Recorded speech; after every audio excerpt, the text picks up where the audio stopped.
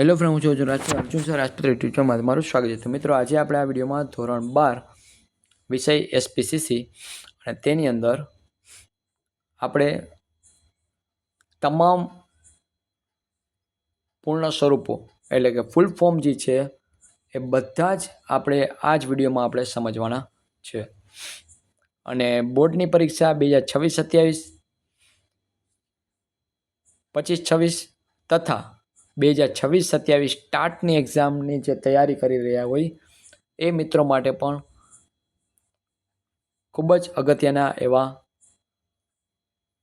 IMP ફૂલ form છે.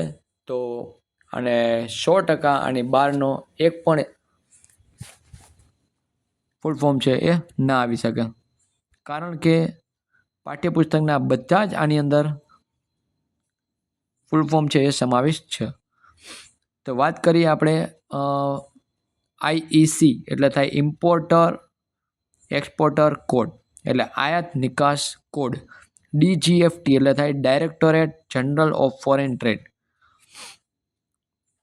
PN એટલે permanent account number, અગત્યનો છે.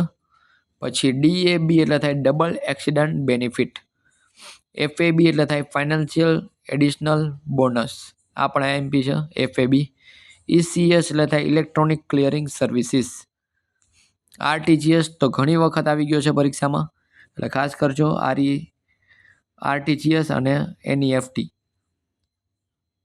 આરટીજીએસ એટલે થાય રિયલ ટાઈમ ગ્રોસ સેટલમેન્ટ અને એનઈએફટી થાય નેશનલ ઇલેક્ટ્રોનિક ફંડ ટ્રાન્સફર. ત્યાર પછી છે સીઓડી, એનું ફૂલ ફોર્મ છે કેશ ઓન ડિલિવરી. પીઆઈએન એટલે થાય પર્સનલ આઈડેન્ટિફિકેશન નંબર. એસએમએસ એટલે short message service.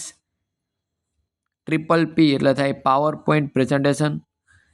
સેબીનું full form ખાસ કરજો, 1992માં આવેલો આ. અને એકાઉન્ટ હોય તો એમાં 1991માં આપેલું છે સેબી એક્ટ. એટલે બંને અગત્યની સાલ જે છે ખાસ યાદ રાખજો. એસપીસીસીમાં 1992 અને એકાઉન્ટમાં પૂછાયા તો 1991. ત્યાર પછી સેબી એટલે security and exchange board of India. OFS એટલે થાય ઓફર ફોર સેલ. ઈબીએનું ફૂલ ફોર્મ થાય એસ્ક્રો બેંક એકાઉન્ટ, જે શેર બજારની લેવડ દેવડ માટેનું છે, કંપનીએ ખોલાવવાનું હોય.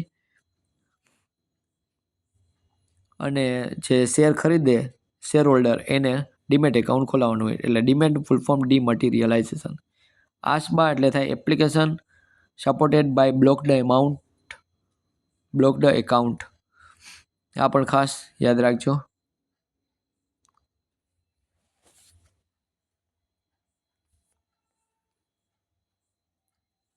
ત્યાર પછી આરઓસી એટલે રજિસ્ટર ઓફ કંપનીઝ. પીએસ એટલે ફિઝિકલ શેર. ડીએમનું ફૂલ ફોર્મ છે ડીમેટ શેર. જો ફિઝિકલ શેર એટલે થાય ભૌતિક શેર, એને ગુજરાતીમાં કહી શકીએ. અને ડીમેટ એટલે થાય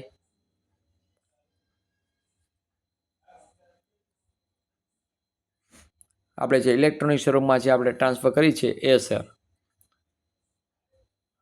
એટલે અમૂર્ત સ્વરૂપ. બરાબર, અમૂર્ત અને મૂર્તની વાત કરી તો આ મૂર્ત અને આ થયા અમૂર્ત. ત્યાર પછી એનએસડીએલ એટલે national security depository limited. CDSL એટલે central depository service limited. NCD, આ ત્રણમાંથી એક ખાસ કરી લેજો ફૂલ ફોર્મ, મોસ્ટ આઈએમપી છે. એનસીડી એટલે નોન કન્વર્ટેબલ ડિબેન્ચર. પાર્ટલી એટલે પાર્ટલી કન્વર્ટેબલ ડિબેન્ચર. એફસીડી એટલે ફૂલી કન્વર્ટેબલ ડિબેન્ચર. બીઓડી એટલે સંચાલકોની યાદી, બોર્ડ ઓફ ડિરેક્ટર્સ. કેએમપી, જેનું ફૂલ ફોર્મ છે કી મેનેજરિયલ પર્સોનેલ. એફએજીએમ એટલે થાય ફર્સ્ટ એન્યુઅલ જનરલ મિટિંગ, એટલે પ્રથમ વાર્ષિક સામાન્ય સભા. એજીએમ એટલે થાય એન્યુઅલ જનરલ મિટિંગ, વાર્ષિક સામાન્ય સભા.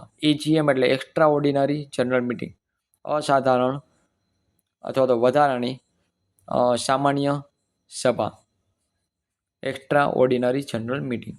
VWU એટલે થાય વોલ્યુન્ટરી વાઇન્ડ અપ, એટલે સ્વૈચ્છિક વિસર્જન. અને વાઇન્ડ અપ એટલે થાય વિસર્જન. ત્યાર પછી PVWUM એટલે procedure of voluntary winding up by member એટલે સભ્યો દ્વારા સ્વૈચ્છિક વિસર્જનની વિધિ.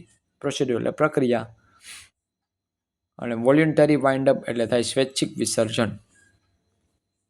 IPO એટલે ઇનાઇશિયલ પબ્લિક ઓફર. FPO એટલે થાય follow on public offer. DIN એટલે ડાયરેક્ટર્સ આઇડેન્ટિફિકેશન નંબર. તો મિત્રો અહીં આપણે SPCCના પાઠ્યપુસ્તકના બધા જ ફૂલ ફોર્મ જે છે પૂર્ણ સ્વરૂપો એ આપણે અહીં જોઈ લીધા અને પછીના વિડીયોમાં આપણે IMP પ્રશ્નો જે છે એના વિશે વાત કરીશું, જે 3 અને 4 માર્કમાં તથા ટાટની એક્ઝામમાં આવી શકે એવા પણ પ્રશ્નો છે હવે ટૂંક સમયમાં મૂકવામાં આવશે. તો જો મિત્રો તમે અમારી યુટ્યુબ ચેનલમાં નવા છો તો અત્યારે જ યુટ્યુબ ચેનલને સબસ્ક્રાઈબ કરો અને બાજુના બેલ આઇકન બટન પર ક્લિક કરવાનું ભૂલશો નહીં, જેથી કરી અને પછીના જે વિડીયો મૂકવાની તમને નોટિફિકેશન મળતી રહે. તો આવા જ વિડીયો સાથે ફરી પાછા મળશું નેક્સ્ટ વિડીયોમાં. Thank you.